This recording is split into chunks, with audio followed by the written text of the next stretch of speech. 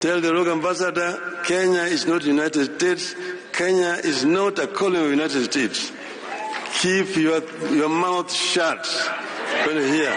Otherwise, we will call for your recall back to your country.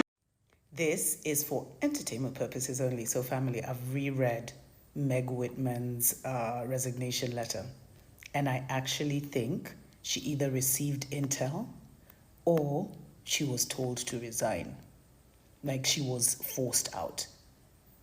Either the backlash or the Democrats told her to go. Someone has told her to pack.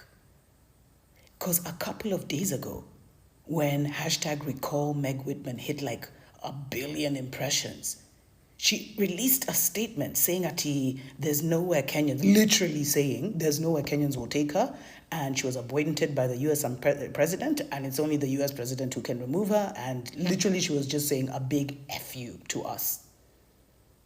Then now, barely like 48 hours later, she's resigning. Something's coming down the pipe. And Nabi and his people should be very, very worried. Nani anakuwa? Nani anakuwa? Nani anakuwa? Nani anakuwa?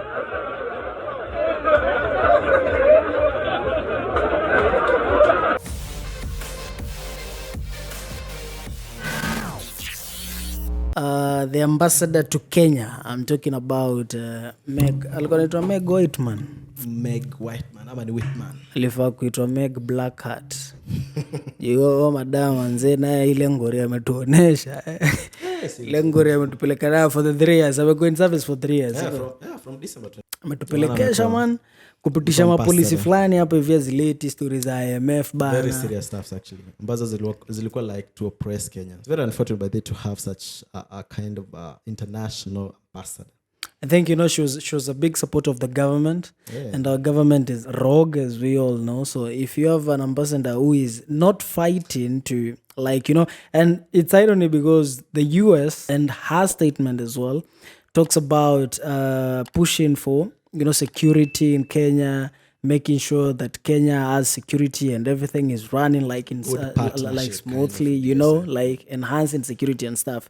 But then we are having abductions, we are having killings. The demonstrations happened. I mean, something that they would have really stopped. But the finance bill, she was in total support. Frontline, actually. Total support. And you see, actually, I think controversial yake ilianza 2 time alikuja. Unajua after amekuja the following year, 2022, we had election.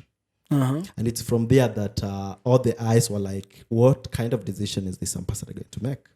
Now, from what go akaonyesha support yake kwa government. She was like a big supporter of the Ruto administration of came in. Actually, unaweza sema they had an influence because obviously we know that our 2022 elections were influenced by the United States.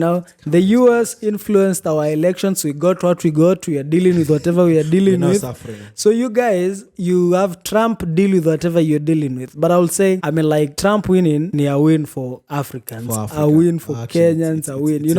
Actually, black people are celebrating the win more than anybody else. This is very critical actually because this gentleman is going to let people be. That's very important.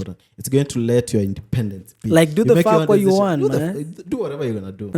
Itakuwa hivyo. Itakuwa so smart actually. Compared to the other leaders like Biden and others who felt like they had to instill some kind of changes and their interest. Nimeona mzee fulani hapo ametweet akisema Trump leo amekutana na Biden by their first meeting, and kuna jamaa ametweet akasema Biden is smiling on this meeting.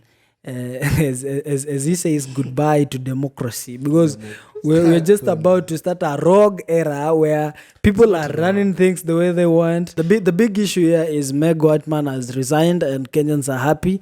Hiyo ndo kitu tuna celebrate sahi after the pressure. Actually Kenya wanasema kumbe KOT siku hizi inaitwa XOT. Yeah, siku hizi yani iko na nguvu because you push an hashtag mpaka inafanya ambassador ana resign. That's not easy. Si kuona alikuwa amesema kuna mali anaenda. She told Kenyans instance, I'm going nowhere. But I you am see, going the nowhere. moment ameona wakenya wamepush that kind of hashtag, then akaona the change of administration in the US. What else do you expect? Actually, it started happening So, after the Nini. kuna a lot of- After Trump won, they Yeah, were by like, the- okay, madam, just leave, just go, goodbye. We are tired. We don't want you no more. Leave, leave the country ASAP. And then she was like, I'm going nowhere. Na sahi tunaona amesurrender, so